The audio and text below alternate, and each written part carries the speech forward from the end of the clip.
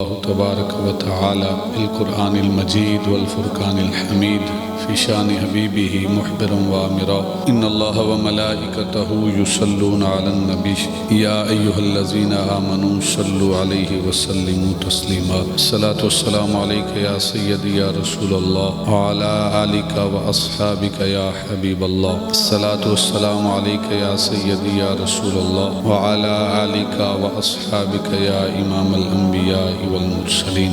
حضور نبی اکرم صلی اللہ علیہ وسلم کا زمانہ تمام زمانوں سے بہتر زمانہ ہے، اس لیے کہ محبوب خدا نے ارشاد فرمایا خیر القرون قرنی، کہ سب سے بہترین زمانہ میرا زمانہ ہے، اور پھر ساتھ ارشاد فرمایا کہ ثم الذین یلونہم، پھر میرے زمانے سے بہتر زمانہ جو میرے زمانے کے ساتھ ملا ہوا زمانہ ہے وہ میرے زمانے سے کم درجے بہتر زمانہ ہے، اور پھر ارشاد فرمایا ثم الذین یلونہم، پھر جو ان کے ساتھ ملا ہوا زمانہ ہے وہ سب سے بہتر زمانہ ہے۔ یعنی حضور نبی اکرم صلی اللہ علیہ وسلم کا جو دور ہے، صحابہ کا دور، وہ سب سے اچھا زمانہ ہے، اور اس کے بعد پھر تابعین کا دور ہے، اس سے تھوڑا بہتر، یعنی صحابہ کا سب سے بہتر، اس سے کم بہتر زمانہ تابعین کا ہے، اور تابعین کے بعد اس سے تھوڑا کم بہتر جو زمانہ ہے وہ تبع تابعین کا زمانہ ہے۔ صحابہ کرام اور تابعین اور تبع تابعین میں جو علم کے وارث تھے وہ بے شمار ہیں، لیکن میں تبع تابعین اور اس کے بعد کے جو ائمہ ہیں جنہوں نے دین اسلام کی خاطر اپنی زندگیاں وقف کی ہیں، ان احباب میں سے چند احباب کا ذکر خیر آپ احباب کے سامنے کرنے کی جسارت کروں گا۔ خلاق عالم مجھے صحیح معنوں میں بیان کرنے کی اور آپ احباب کو سن کر اس پر عمل پیرا ہونے کی توفیق عطا فرمائے۔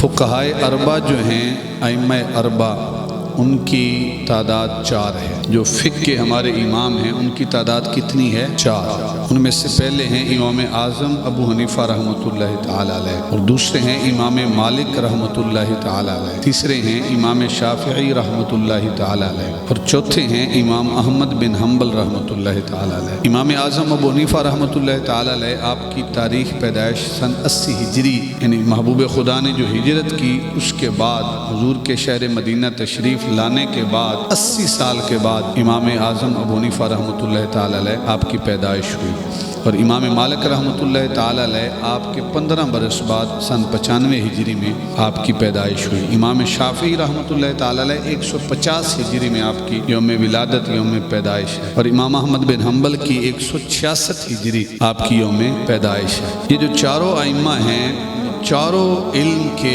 ایک روشن مینارے اور ایک سورج کی حیثیت رکھتے ہیں، چاروں ائمہ، اور ان کی خدمات دین اسلام کے لیے بے شمار ہیں۔ آپ کے علم کا جو انداز تھا ان میں سے چند مثالیں ان ائمہ میں سے انشاءاللہ میں آپ احباب کے گوش گزار کروں گا۔ محدثین اور فقہا کے جو فرائض منصبی ہیں، ان میں ایک جماعت محدثین کی بنی ہے، اور جن کا کام ہے کہ حدیثوں کو اکٹھا کرنا، یعنی جن میں امام بخاری ہیں، امام مسلم ہیں، امام ترمذی ہیں، امام نسائی ہیں، اور اسی طرح امام ابو داؤد ہیں، اور پانچویں حدیث، چھٹی جو حدیث کی کتاب ہے امام نسائی، امام ترمذی اور سنن ابن ماجہ ہیں۔ تو یہ 6 جو حدیث کی مستند کتابیں ہیں، ان کے جو ان کو اکٹھا کرنے والے ہیں، ان کا نام محدثین میں شمار ہوتا ہے، یعنی حدیث کو اکٹھا کرنے والے محدث، تو یہ محدث ہیں۔ فقہا کی مثال جو ہے وہ طبیب کی ہے، یہ بڑا خاص نقطہ ہے سمجھنے کے لیے۔ محدثین کی مثال ہے ایز اے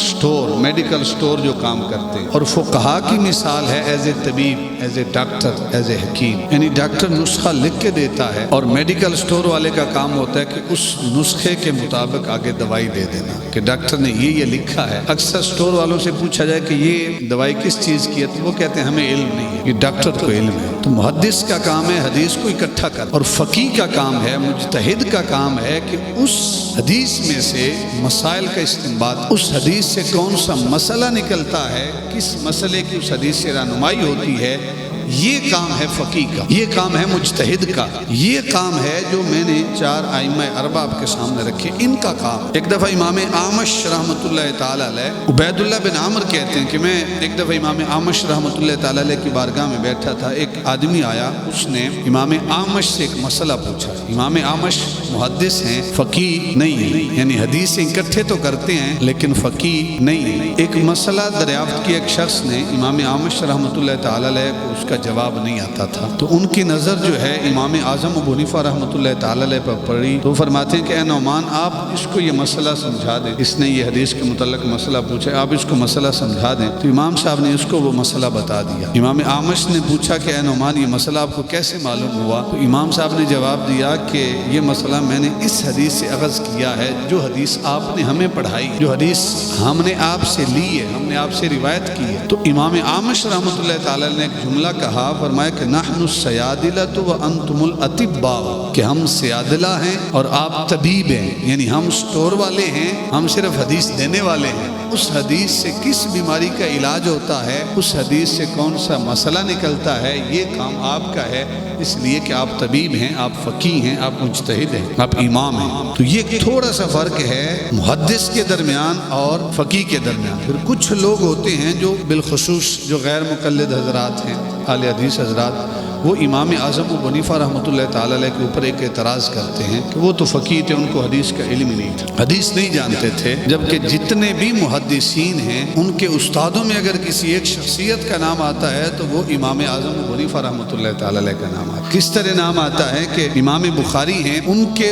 شیخ ہیں یحییٰ بن معین جو محدث ہیں، اور یحییٰ بن معین کے استاد ہیں امام ابو یوسف، اور امام ابو یوسف کے جو استاد ہیں وہ امام اعظم ابو حنیفہ رحمۃ اللہ تعالی علیہ، یعنی امام بخاری کے جو پردادا استاد بنتے ہیں، یعنی جتنے بھی محدثین ہیں، امام نسائی ہیں، ایک ہیں امام ترمذی کے استاد ہیں یحییٰ بن اقسم، اور ان کے استاد ہیں محدث عبداللہ بن مبارک، ان کے پھر استاد ہیں امام اعظم ابو حنیفہ۔ ایک طویل فہرست ہے۔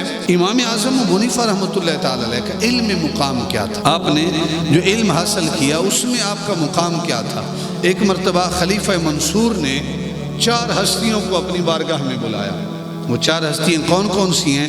ان میں ایک ہیں امام اعظم ابو حنیفہ رحمۃ اللہ تعالی علیہ، دوسرے ہیں حضرت سفیان ثوری رحمۃ اللہ تعالی علیہ، تیسرے ہیں مسعر بن قدام رحمۃ اللہ تعالی علیہ، اور چوتھے ہیں قاضی شریک رحمۃ اللہ تعالی علیہ۔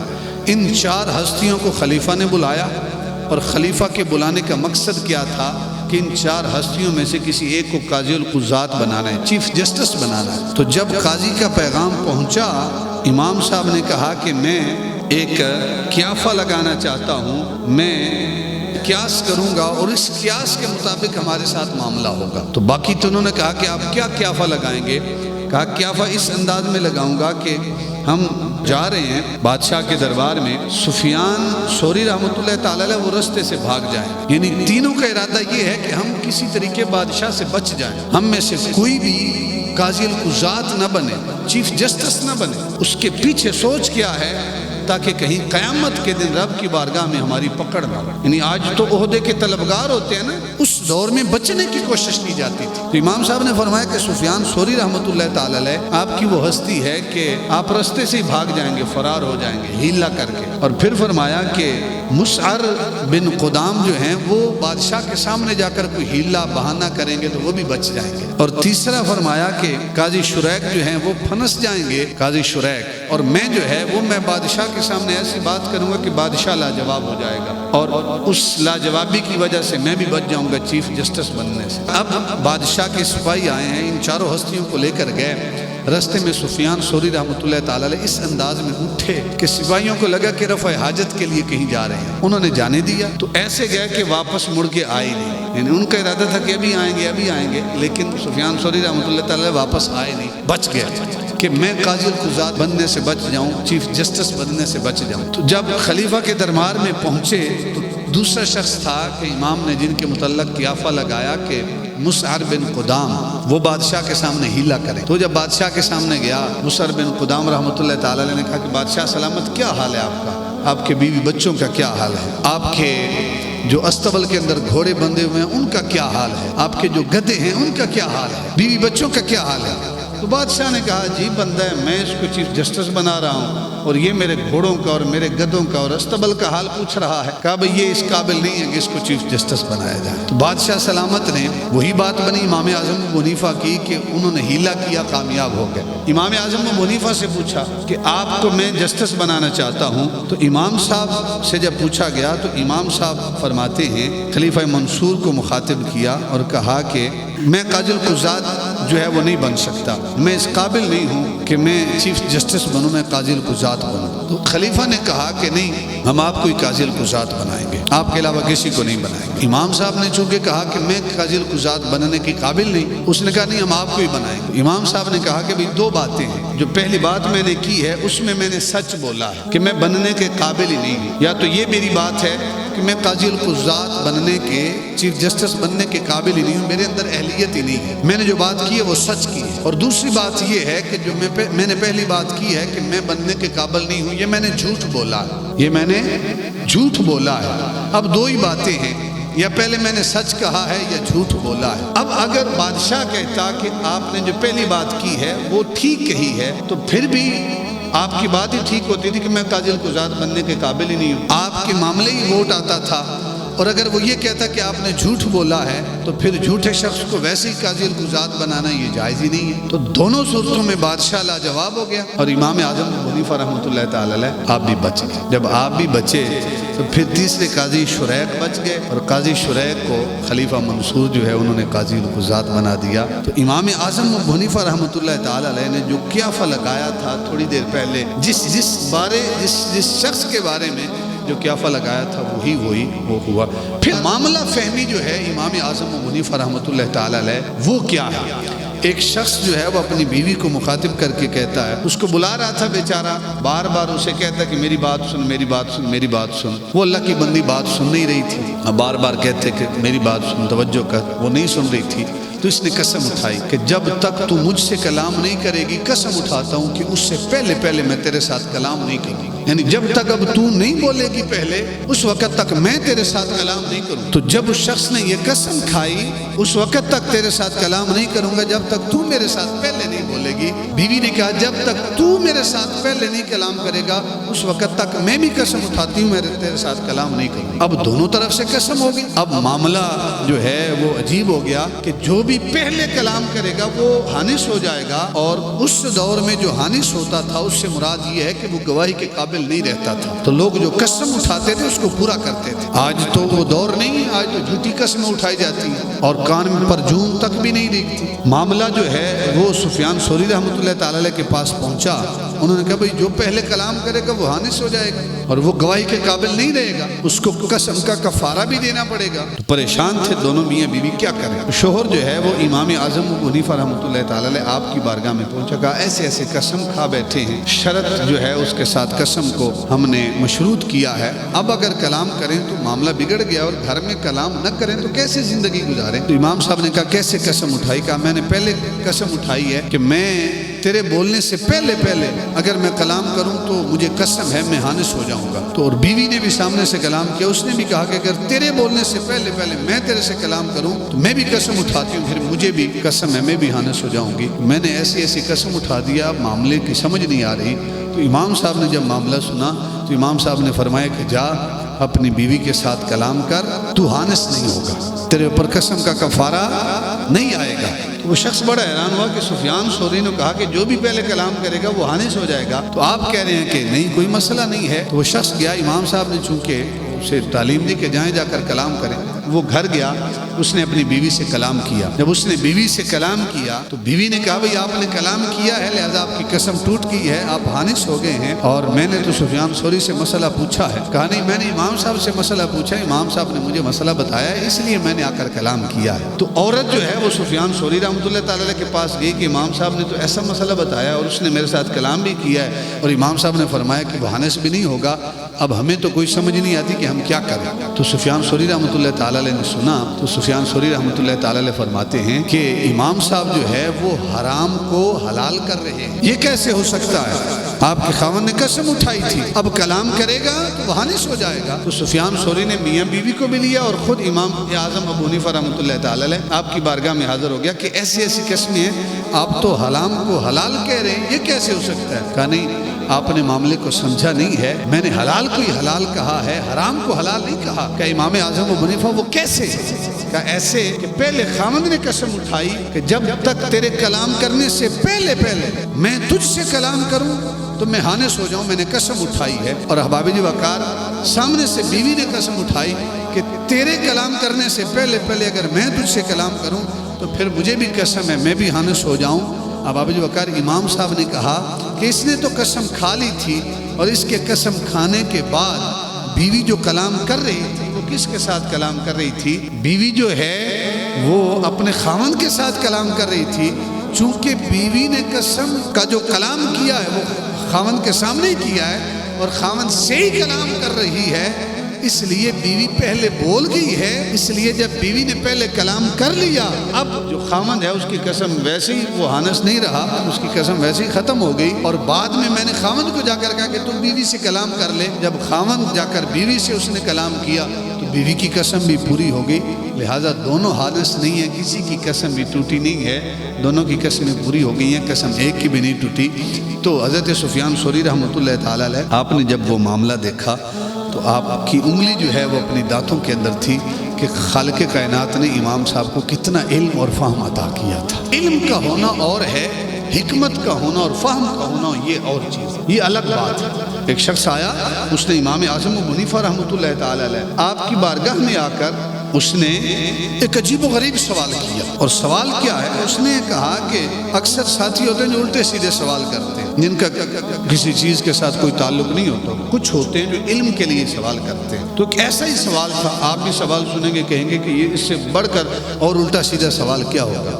شخص نے سوال کیا کہ حضور آپ اس شخص کے بارے میں کیا کہتے ہیں جو بن دیکھے گواہی دیتا ہے، دیکھتا نہیں ہے اور گواہی دیتا چلا جا رہا ہے، حالانکہ گواہی تو چشمدید گواہ کی ہوتی ہے، جو بن دیکھے گواہی دیتا ہے اور یہود و نصارہ کے قول کی تصدیق کرتا ہے، کہتا ہے کہ یہود و نصارہ ٹھیک کہتے ہیں، اور ساتھ کہا کہ اللہ کی رحمت سے دور بھاگتا ہے اور مردار جو ہے اسے کھا لیتا ہے، اور ساتھ جس کی طرف اللہ نے بلایا ہے اس کی پرواہ نہیں کرتا، اور جس سے اللہ نے ڈرایا ہے اس کا خوف نہیں کھاتا، اور ساتھ فرمایا کہ فتنے کو محبوب رکھتا ہے، فتنے سے محبت کرتا ہے۔ اس شخص کے بارے میں آپ کیا کہتے ہیں؟ تو امام اعظم ابو حنیفہ رحمۃ اللہ تعالیٰ علیہ نے سنا تو آپ نے فرمایا کہ وہ پکا سچا مومن ہے۔ وہ کیا ہے؟ پکا سچا مومن ہے۔ کہا حضور آپ اسے مومن کہہ رہے ہیں، یہ کیسے ہو سکتا ہے؟ وہ مومن کیسے ہو سکتا ہے؟ کہا کہ پہلی بات یہ کہ من دیکھے گواہی دیتا ہے۔ کہا مومن نے خدا کو نہیں دیکھا لیکن بن دیکھے اس کی گواہی دیتا ہے۔ پھر فرمایا کہ یہود و نصارہ کے قول کی تائید کرتا ہے۔ اشارہ کس طرف ہے؟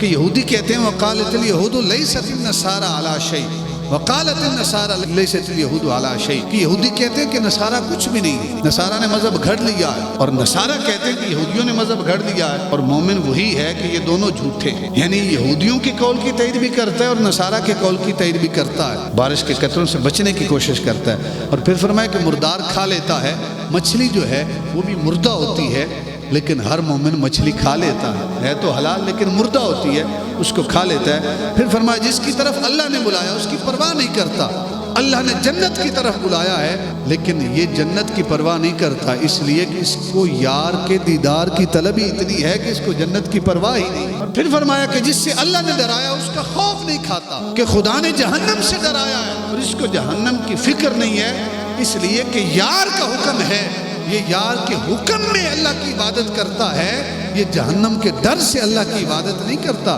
پھر فرمایا کہ یہ فتنے کو محبوب رکھتا ہے، خالق نے انما مالکم اولادکم فتنہ، اپنی اولاد سے محبت کرتا ہے۔ کون مومن نہیں ہے جو اپنی اولاد سے محبت نہیں کرتا؟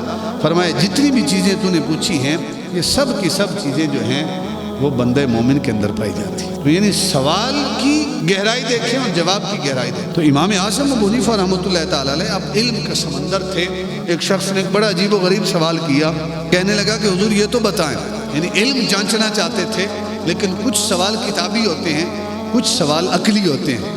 اس نے سوال کیا کہ حضور یہ تو بتائیں کہ پاخانہ جو ہے بندہ گندگی کرتا ہے، پاخانہ خارج انسان کے جسم سے ہوتا ہے، اس کا ذائقہ میٹھا ہوتا ہے یا نمکین ہوتا ہے، یعنی میٹھا ہے یا نمکین ہے. یعنی سوال دیکھیں اور اس بندے کی ذہنیت دیکھیں.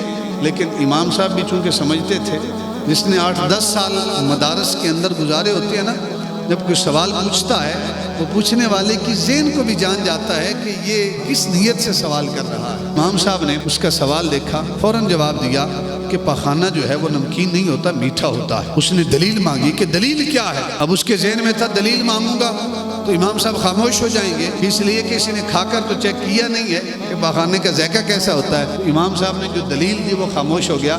کہا دلیل یہ ہے کہ پاخانے کے اوپر مکھیاں بیٹھتی ہیں اور مکھیاں ہمیشہ میٹھی چیز پر بیٹھتی ہیں، نمکین چیز پر کبھی نہیں بیٹھتی. اس نے جب دلیل سنی تو وہ خاموش ہو. امام اعظم ابو حنیفہ رحمۃ اللہ تعالی علیہ، آپ کا جو علم تھا، علم میں ایک استقامت تھی، علم کے اندر ایک نام تھا امام اعظم ابو حنیفہ رحمۃ اللہ تعالی علیہ. لیکن آج نہ وہ علم، نہ وہ علم کی قدر، نہ وہ علم شناس لوگ ہیں. میں نے پڑھا کہ شمس الائمہ امام سرخسی رحمۃ اللہ تعالی علیہ، یہ وہ شخصیت ہیں کہ جن کو حاکم وقت نے کنویں کے اندر بند کر دیا. ایسے بند کیا کہ اوپر جو ہے کوئی جال تھا، اس کو تالا لگا دیا کہ امام سرخسی اس جو ہے کنویں سے باہر نہیں نکل سکتے. لیکن جو شاگرد ہیں وہ، اور تیسری بات انہوں نے کہا کہ رب کی رحمت سے دور بھاگتا ہے.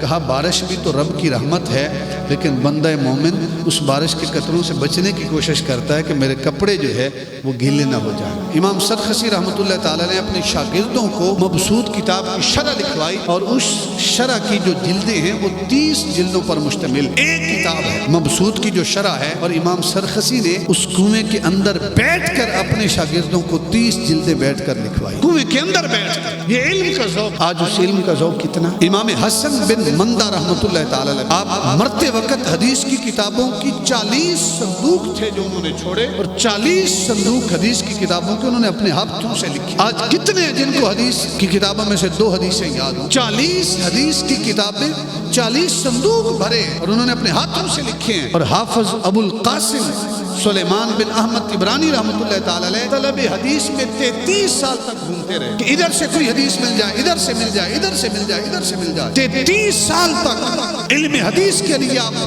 سفر کرتے رہے. 33 سال. ہم جمعے والے دن آدھا گھنٹہ پہلے تیاری کر کے نہیں آ سکتے. جنہوں نے حدیثوں کو اکٹھا کیا ہے 33 سال تک مسلسل سفر کرتے رہے. اور پھر آپ جو اکر ابو حاتم رازی رحمۃ اللہ تعالی علیہ، آپ نے خود بیان کیا کہ وہ تحصیل علم حدیث کے لیے 9000 میل جو ہے پیادہ انہوں نے سفر کیا. 9000 میل پیدل سفر کیا علم حدیث حاصل کرنے. آج اس حدیث کے علم حاصل کرنے کے لیے ہمارے اندر کتنا شوق ہے، کتنا ذوق ہے. ہم پیدل یورپ تو چلے جائیں گے، لیکن حدیث کا علم حاصل کرنے کے لیے اپنے بیٹوں کو وقف نہیں کریں گے. حالانکہ آج تو معاملہ ہی بڑا آسان ہو گیا، علم حدیث حاصل کرنا بڑا آسان ہو گیا.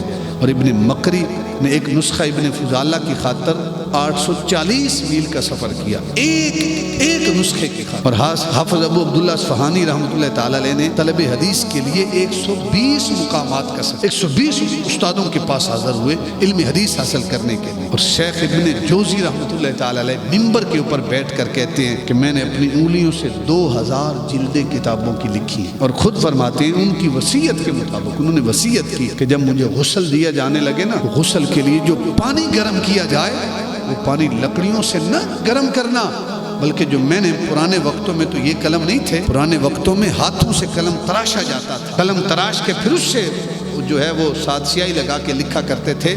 فرماتے تھے کہ جو میں نے قلم تراشے ہیں، ان کے جو تراشے بچے ہیں نا، ان تراشوں کے ذریعے پانی گرم کر کے اس پانی کے ساتھ مجھے غسل دیا. وہ تراشے اتنے بن گئے تھے کہ ان کے ساتھ پانی کو گرم کیا گیا اور ان کو غسل دیا گیا. لیکن آج اس حدیث کے حوالے میں، اس علم حدیث کے حوالے سے ہم نے کتنا سفر کرتے ہیں، یہ حدیث کا علم حاصل کرنے میں ہم کتنے جو ہے وہ مخلص ہیں، اپنی اولادوں کو کتنا قربان کرتے ہیں. جب بغداد کے اوپر سن 7ویں صدی ہجری میں تاتاریوں نے حملہ کیا نا، تو ایک دن میں 2.5 لاکھ مسلمانوں کو شہید کیا گیا. ایک دن میں. اس دور میں بھی علماء اپنا کام کرتے رہے. آج کے دور میں بھی جو حکمران ہیں جب اپنی نہ اہلیوں کا ثبوت، جب ملک نہیں چلتا، سائنسدان نے تحقیق نہیں کی، تو ملبہ سارا علماء کے اوپر، مسلمان ترقی نہیں کر رہے علماء کی وجہ سے۔ اس دور میں بھی اگر نہ اہلی تھی تو حکمرانوں کی تھی، لیکن اس دور میں بھی علماء نے اپنا کام کیا۔ ایک دن میں جب 2.5 لاکھ مسلمان شہید ہوئے، اس دور کے بڑے بڑے نام آتے ہیں، امام زیلعی ہیں اور امام تقی الدین سبکی ہیں، ابن قیم ہیں، بڑے بڑے علماء جنہوں نے کام کیا ہے۔ جہاں علماء تھے ان میں ایسی ہستیاں بھی تھی جن کا تعلق صوفیاء کے ساتھ، جو دل کی دنیا پر راج کرنے والے تھے۔ انہوں نے جہاں علماء اپنا کام کر رہے تھے کتابوں والا، صوفیاء اپنا کام کر رہے تھے۔ اور اس دور کے ہیں خواجہ فرید الدین عطار رحمۃ اللہ تعالی علیہ، اپنی کتاب تذکرۃ الاولیاء کے ذریعے لوگوں کی دل کو دنیا بدلی ہے۔ اور مولانا روم رحمۃ اللہ تعالی علیہ مثنوی شریف لکھ کر غافل دلوں کو اللہ رب العزت کی بارگاہ میں موڑتے ہیں۔ اور احباب وقار کچھ وہ مشائخ تھے جنہوں نے تاتاریوں کے جو شہزادے تھے ان کی دلوں کے اوپر کام کیا، اور ان میں ایک نام ہے خواجہ سید احمد دربندی رحمۃ اللہ تعالی علیہ۔ جب دربند کے اندر تاتاری شہزادے داخل ہوتے ہیں نا، سارے مسلمانوں کو وہاں سے نکلنے کا حکم ہوتا ہے، نکل جاؤ یہاں سے، کسی کو اجازت نہیں ہے کہ شہر کے اندر رہے۔ سارے مسلمان شہر دربند سے باہر نکل گئے، شہر کو خالی چھوڑ دیا۔ جب شہر کو خالی چھوڑا، مسجد کے اندر 2 ہستیاں تھیں، ایک شیخ احمد دربندی رحمۃ اللہ تعالی علیہ اور ایک ان کا خلیفہ، ایک شاگرد۔ باقی سارے ڈر کر نکل گئے، اس لیے کہ تاتاریوں کے سامنے جب بھی کوئی آتا تھا تو وہ ظلم و ستم کی انتہا کرتے تھے، فوراً سر قلم کرنے کا حکم دیا جاتا تھا۔ تو شہزادوں نے کہا کیا سارے مسلمان شہر سے نکل گئے؟ کہا سارے نکل گئے، صرف 2 بندے بیٹھے ہیں مسجد میں۔ کہا انہیں بلاؤ۔ جب انہیں بلایا گیا، ہتھکڑیاں ڈال، بیڑیاں ڈال کے، زنجیریں ڈال کے شہزادے کے سامنے پیش کیا۔ کہا تمہیں کہا نہیں تھا کہ نکل جاؤ؟ کیوں نہیں نکلے؟ کہا ہم اللہ کے گھر بیٹھے ہیں، کسی کی جرت نہیں ہے جو ہمیں اللہ کے گھر سے نکال سکے۔ کہا میں نے نکال نہیں دیا۔ کہا تم میرے سامنے ہتھکڑیوں کے اندر نہیں ہو؟ کیا تمہارے ہاتھوں میں اور پاؤں میں بیڑیاں نہیں ہیں؟ زنجیروں میں جکڑے ہوئے نہیں ہو؟ شیخ احمد دربندی نے بڑا خوبصورت جواب دیا، کہا کہ اللہ تعالیٰ چاہے ہمیں اسی لمحے ان بیڑیوں سے، ان زنجیروں سے آزاد کروا سکتا ہے، ابھی آزاد کروا سکتا ہے۔ تو وہ شہزادے نے کہا عجیب بات ہے، کیسے آزاد کروا سکتا ہے؟ ذرا کہو نا اس خالق سے کہ تمہیں آزاد کروائے۔ تو شیخ احمد دربندی نے صرف ایک جملہ زبان سے نکالا، اور وہ جملہ کیا تھا؟ بلند آواز سے کہا اللہ۔ بلند آواز سے صرف یہ ایک لفظ خالق کائنات کا نام نکلا، اللہ۔ ادھر زبان سے اللہ کا لفظ نکلا، شیخ احمد دربندی کے جسم پہ جتنی زنجیریں تھیں، جتنی بیڑیاں تھیں، ہاتھ میں ہتھکڑیاں تھیں، ادھر زبان سے اللہ کا لفظ نکلنا تھا، ساری بیڑیوں سے شیخ احمد دربندی فوراً آزاد ہو گئے۔ بیڑیاں ٹوٹ کر گر گئی۔ جب ٹوٹ کر گری، شہزادے کے دل کے اوپر اس واقعے کا بڑا اثر ہوا، آپ نے فوراً آزاد کر دیا۔ جب آزاد کیا، وقفے سے شیخ احمد دربندی کی بارگاہ میں وہ شہزادہ حاضر ہوتا تھا۔ ایک دن شیخ احمد دربندی رحمۃ اللہ تعالی نے کہا کہ کلمہ پڑھ کے دائرہ اسلام میں داخل ہو جاؤ۔ اس تاتاری شہزادے نے کہا کہ کلمہ پڑھوں گا قتل کر دیا جاؤں گا۔ تو شیخ احمد دربندی نے کہا ٹھیک ہے، اب کلمہ نہیں پڑھتا تو نہ پڑھ، لیکن میری نگاہ دیکھ رہی ہے، ایک وقت آئے گا جب تو بادشاہ بنے گا، 30 سال بعد جب تجھے تیرے سر کے اوپر صحرا سجایا جائے گا، تو ہی بادشاہ وقت بنے گا۔ شہزادے نے سنا، کہا میں بادشاہ بھی بنوں گا؟ کہا ہاں تو ہی بادشاہ بنے گا، تیرے اوپر ہی صحرا سجایا جائے گا کہ تو وقت کا بادشاہ ہے۔ کہا جب بادشاہ بنوں گا اس وقت اسلام قبول کروں گا، تاکہ میری رعایا اور وزیر مشیر سارے میرے ساتھ اسلام قبول کر لیں گے۔ وقت گزرتا گیا 30 سال جب مکمل ہوئے نا، ایک وقت آیا، وہی شہزادہ فرما روا بنتا ہے، بادشاہ بنتا ہے۔ شیخ احمد دربندی رحمۃ اللہ تعالی علیہ اس کے دربار میں جاتے ہیں اور جا کر کہتے ہیں تو نے وعدہ کیا تھا کہ جب میں بادشاہ بنوں گا تو پھر میں کلمہ پڑھوں گا، اسلام کی حقانیت میرے اوپر واضح ہو گئی ہے۔ تو اس شہزادے نے جب سنا، اس نے کہا میں آج کے دن کے انتظار میں تھا، اب اپنے ہاتھوں پہ مجھے کلمہ بھی پڑھائیں اور اپنے ہاتھوں سے اپنی زبان سے کلمہ پڑھا کے مجھے محمد عربی کا غلام بنا لے۔ احباب وقار، جو تاتاری جب شہر بغداد میں آتے ہیں، ایک دن میں 2.5 لاکھ مسلمانوں کو شہید کرتے ہیں، وہی شہزادہ جب فرما روا بنتا ہے تو شیخ احمد دربندی کی وجہ سے وہ کلمہ پڑھتا ہے، اور کلمہ پڑھ کے دائرہ اسلام میں داخل ہو جاتا ہے۔ ایک لمحہ ہے، انہی تاتاریوں سے 2.5 لاکھ مسلمان ایک دن میں شہید ہوتے ہیں۔ پھر وہی دن ہے کہ مسلمان خود کلمہ پڑھتا ہے۔ جب وہ کلمہ پڑھتا ہے، 2.5 لاکھ سے زیادہ اس کی رعایا وہ بھی کلمہ پڑھ کے دائرہ اسلام میں داخل ہوتی ہے، اور قلندر لاہوری نے جب وہ ماجرہ دیکھا، وہ منظر دیکھا، تو قلندر لاہوری کہتے ہیں کہ ہے آیا آج بھی یورش تاتار کے افسانے سے پاسباں مل گئے کعبے کو صنم خانے سے، کہ جو صنم خانے تھے، جن کے دلوں میں بتوں کا راج کرنے والے لوگ تھے، جن کے دلوں پر بتوں کی حکمرانی تھی، ان سے کعبے کے جو پاسباں ہیں وہ خالق کائنات نے پیدا کر لیے۔ تو جہاں پہلے مسلمانوں کو قتل کرنے والے تھے، دور وہ بھی آیا کہ انہوں نے خود کلمہ پڑھا۔